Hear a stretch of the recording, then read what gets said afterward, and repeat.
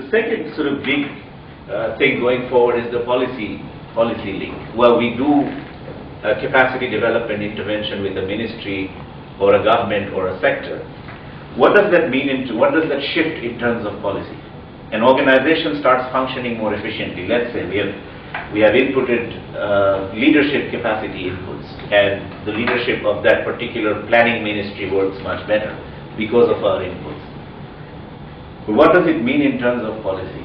So the policy challenge, the policy link of what is still very operational capacity development inputs is a second area where we are really challenged to demonstrate results. And what do these mean?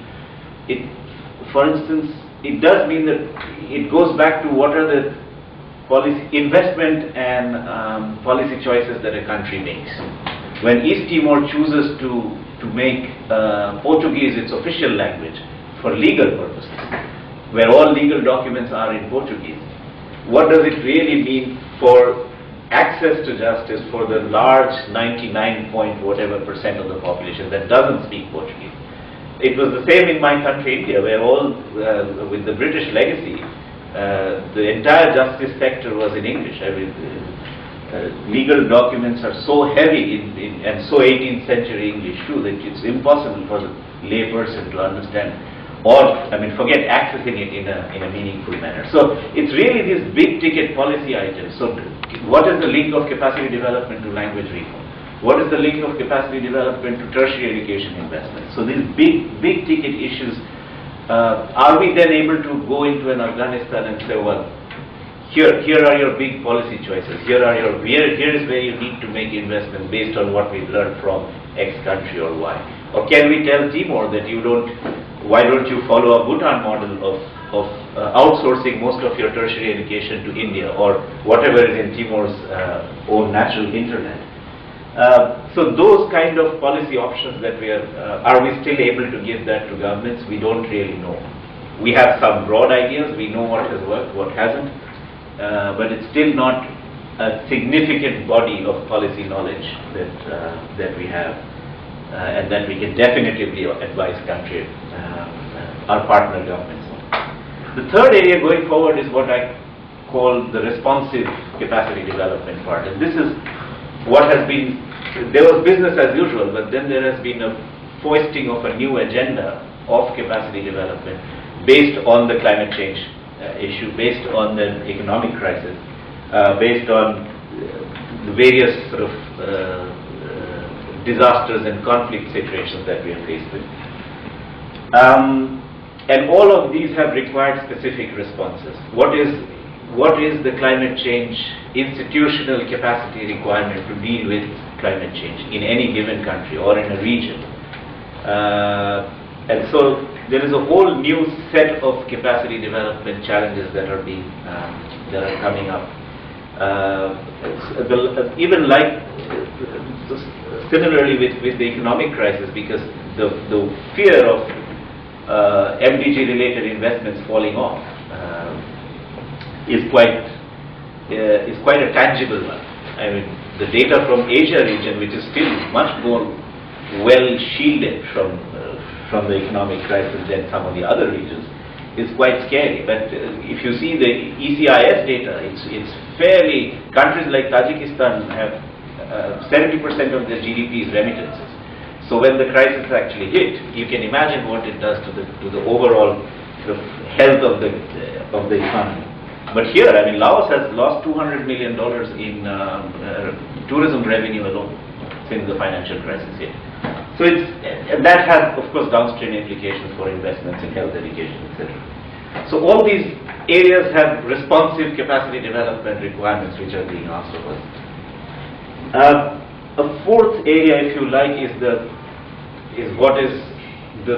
self-commitments that we have made, particularly at the Accra Agenda for Action level, which were really that the development community as a whole would sign on to these 5 or 6 major priorities on capacity development, which are fairly challenging. Just to give you an example, one of the Accra commitments is the enhanced use of country systems. That means whenever we go into a country, we will use the local procurement system rather than use a UNDP procurement system or a UN procurement system. Now that's hugely challenging because, as you know, those of who are familiar with DEX or even NEX requires fairly stringent, makes fairly stringent demands on partner countries. I mean, the first thing you have to do is open a separate bank account to receive UNDP funding. So it starts at that level. But then the Accra commitment is UNDP and others will work through use of country systems. That means if the country's procurement system or project management system is not good enough, there's a whole capacity development injection that needs to go in there. And related to that, we are also rated by our peers. As you know, you're familiar with the Paris Declaration, and there are Paris surveys in certain periods. And in the last Paris survey, UNDP and the UN got fairly low ratings. Not for entirely objective reasons, because the surveys were, again, like all surveys, they had their limitations. They had, does UNDP use local procurement system? It's a yes-no answer, so you say no.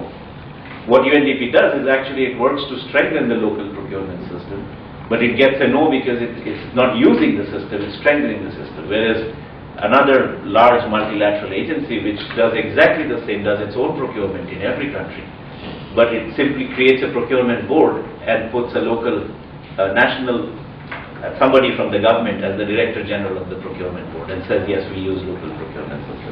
So it's just it's a fudge, but it's a difficult one for UNDP and the UN. The next Paris survey is coming up fairly soon, 2011. And again, UNDP is not quite prepared to get good ratings on it. So there's a whole challenge around the Accra agenda for action. And finally, the issue of financing South and middle-income countries. A whole new bunch of players have opened up. As you know, South Korea will join the DAC this December. There are a whole new range of donors with individual bilateral funding programs with many countries, China and large parts of Africa now, India and Afghanistan, India and Bhutan. So there's a whole new challenge of bringing these new donors onto what was the accepted capacity. The shift from the technical cooperation to the capacity development paradigm is going to be a large challenge. But also what's happening is a lot of bilateral deals are already being tied up using the old technical cooperation model, because these donors haven't spent enough time with the community at large that had agreed originally to move from technical cooperation to a broader paradigm of capacity development. So that's the 4 or 5 areas where we'll see a lot of our energies focused in the next few months and years. Challenges, particularly in UNDP, but also within the broader UN family, is that we don't have enough human resources to carry this out. Country offices still don't have certified capacity development experts. I mean, yes, people have been through 1 or 2 or 3 trainings on capacity development, PPO type workshops, but they haven't, there aren't people who can actually independently advise the government or provide technical services on capacity development. So that's the human resource challenge is quite serious. The second is the evidence challenge. Wherever we are doing any work, the question that comes up is, okay, where has it worked?